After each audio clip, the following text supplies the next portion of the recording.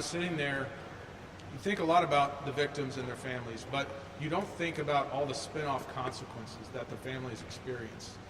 Mothers who now have to work a lot more maybe than they used to, so they're not seeing their kids near as much. Family members who experience so much stress at the loss of their loved ones that their own health deteriorated and they subsequently passed away. You just don't think about those things. And so those things are very important for us to remember. And while the sentences today will never completely fill the void that these men carved into the hearts of these victims' families, I hope it at least helps them a little bit with the healing process. I hope they can find solace ultimately in the fact that these men will never breathe free air again. I also want to talk a little bit about the fact that we should make sure that the deaths of these 54 people and the injuries suffered by the other 11 are not in vain. So my message to those who are south of the border and maybe considering coming across in a manner similar to this: cartels do not care about you. They do not care about your hopes and dreams. They do not care about your desire for a better life. They care about money, first and foremost. They care about money first and foremost. There were 64 people in this tractor trailer. The estimate is they paid at least $12,000 each. That's $768,000 that the cartels made off of this group of people. This trip alone, $768,000. They're still enjoying that money over there in Mexico. It's not like they give the money back when you die or when you get picked up by law enforcement. They're still enjoying it. From November of 2021 through June of 2022, it's estimated that this cell moved approximately 1,100 people across the border. At $12,000 apiece, that's over $13 million in revenue to the cartel, just from this cell.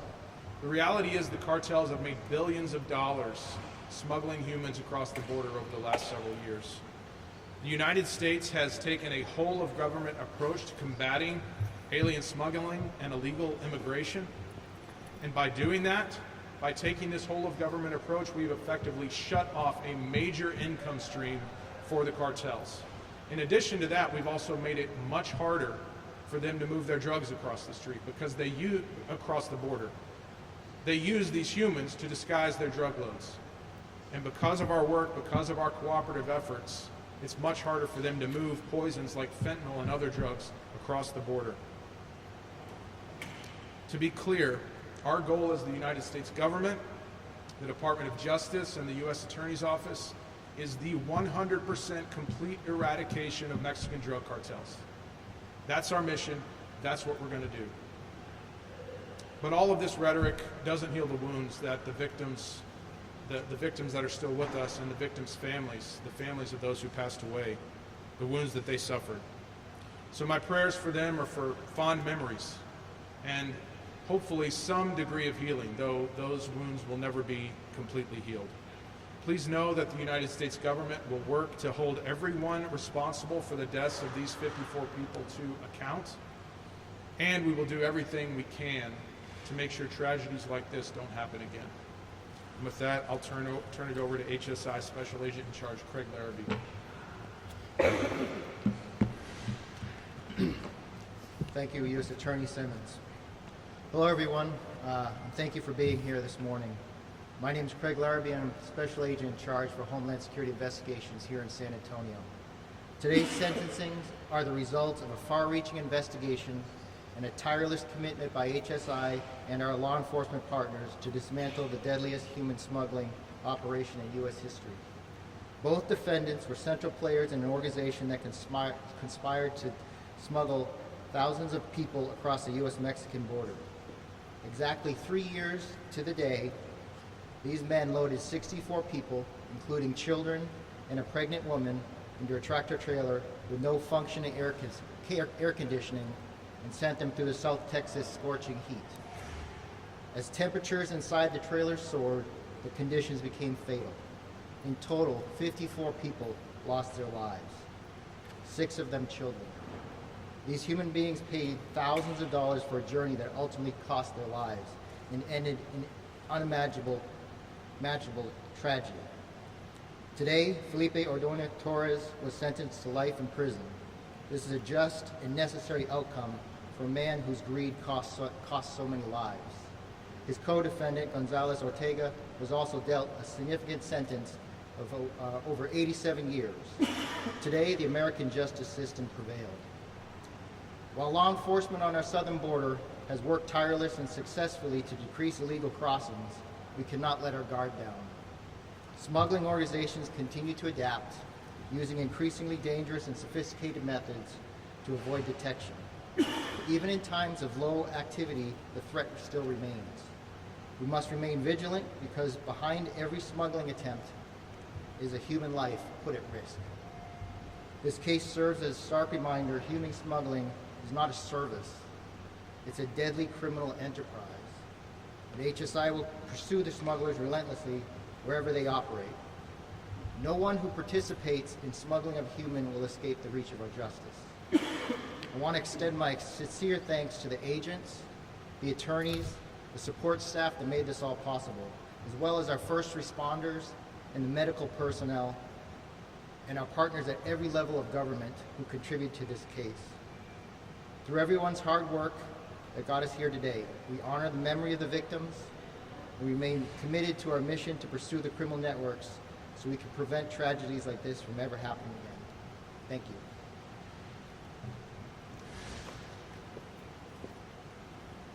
Good morning, ladies and gentlemen.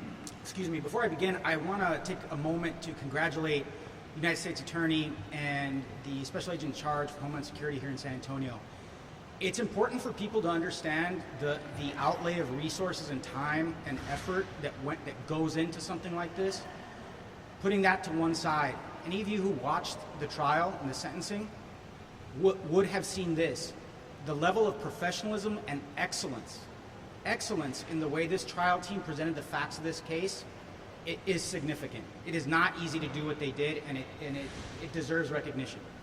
My name is Ian Hanna. I am one of the associate directors of Joint Task Force Alpha, JTFA. JTFA was created 4 years ago to detect, defeat, and disrupt alien smuggling rings such as these, both in the United States and overseas. The Attorney General has empowered and elevated us, and we now operate directly out of her office. This case is exactly the kind of case that we look forward to partnering on.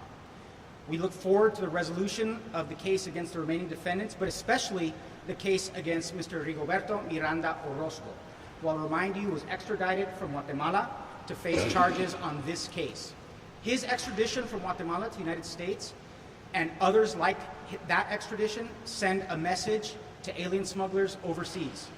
That message is this: if you think that you are safe because you find yourself outside of the confines of the United States, you are incorrect.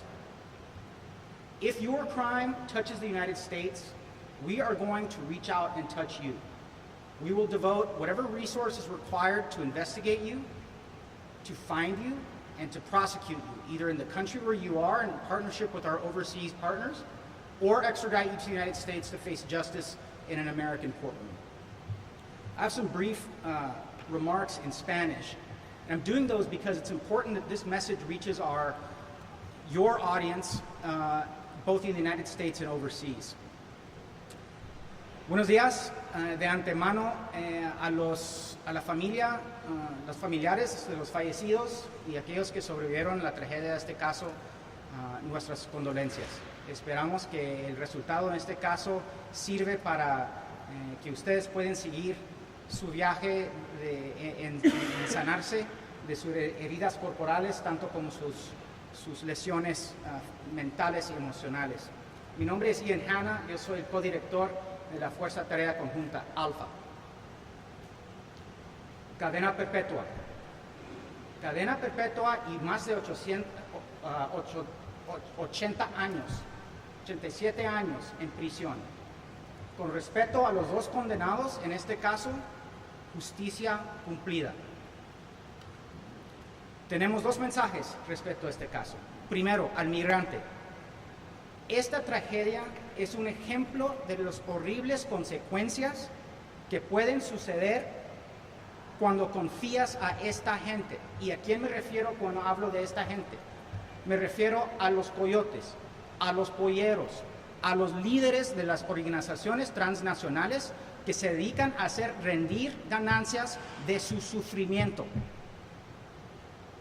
Estas redes no les están ayudando. En realidad es totalmente al contrario, se están aprovechando de ustedes.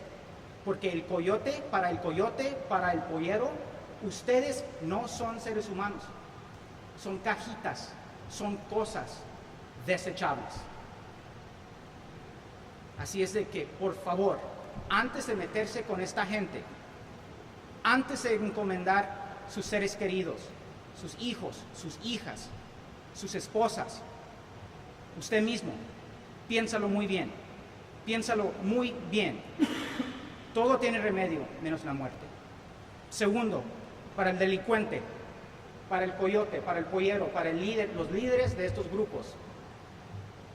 Si usted se dedica a lucrarse en este tipo de negocio ilícito, pronto o tarde nosotros llegaremos por ti.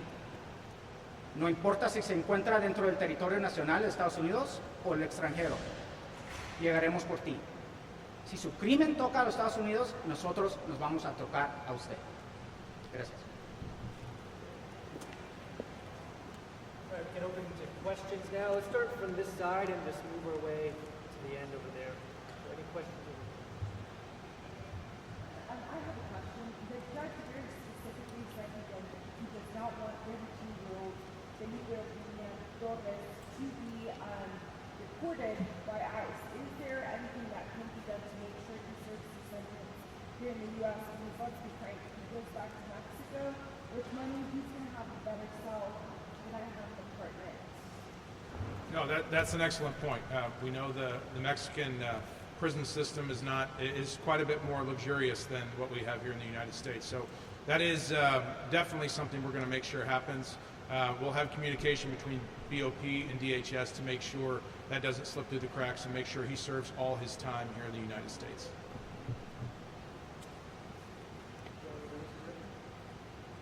Any questions here in the center? Questions on this? I know there were some of the victims' family on the Zoom call today. Any kind of discussion with them afterward, after hearing the sentencing from the judge about how they're feeling? We read those very powerful victim impact statements, giving us a feel of the emotions that those families are currently going through. Any conversation shortly after what we just heard? No, we haven't had a chance to touch base with them after the sentencing. There were 14 different victims' families that I'm aware of that were present on the Zoom call watching. Some of them had given statements that we read. Some of them hadn't and said it was just too painful to even give a written statement ahead of time, but they wanted to be present to witness that sentencing. We're very gracious for the court for setting that up. That's a rare occurrence in federal court. But he made that so they could watch from Mexico, from Guatemala, from Honduras, and they did just that. Given the controversial nature of immigration in the United States, talk to me about handling this case and keeping the cartels accountable while still bringing justice to the 53 people who were traveling to the U.S. illegally. Well, I mean, I think that's exactly what we did. I mean, you hold the cartels accountable by making sure the guys who facilitate the movement of people here in this way go to prison for a long, long time. These guys will spend the rest of their life in prison. So that's what we're doing. And the message is also do not come to the United States illegally. Hopefully something like this doesn't happen to you, but we are firm in our commitment to stopping the illegal movement of people from south of the border into the United States, and in part to prevent tragedies like these, to prevent things like this from happening to other people. The defense used the argument of the process in order to potentially lighten some of their sentences. What do you have to say to that? Well, that's really outside of my purview. If Congress wants to change the process, they can do that. We're going to enforce the law as it's written right now. I have a really quick question. Are these suspects going to get any special treatment in jail maybe even 3 times to not tell other prisoners why they're in prison. So are they going to be secluded from the other population to make sure they're safe? That's not really in our purview. That would be a BOP decision based on their circumstances and what's going on at whatever facility they end up at. Any questions over here? You mentioned also who was arrested and announced in the press initially following the conviction of these 2 men in court. Could you remind us who all is still involved in the system and who is going to be going to trial next? I'll ask Mr. Fuchs if he would address that. Mr. Miranda Orozco is the only one still pending trial that's unresolved. He just got here from the United States, I think it was back in March, or from Guatemala back in March, and so we're working through the discovery process and having conversations with his attorney to feel how that case develops. Everybody else that has been charged in this case, which I think was an additional 6 defendants, have pled guilty. Those sentences are all set currently in December of this year before Judge Garcia.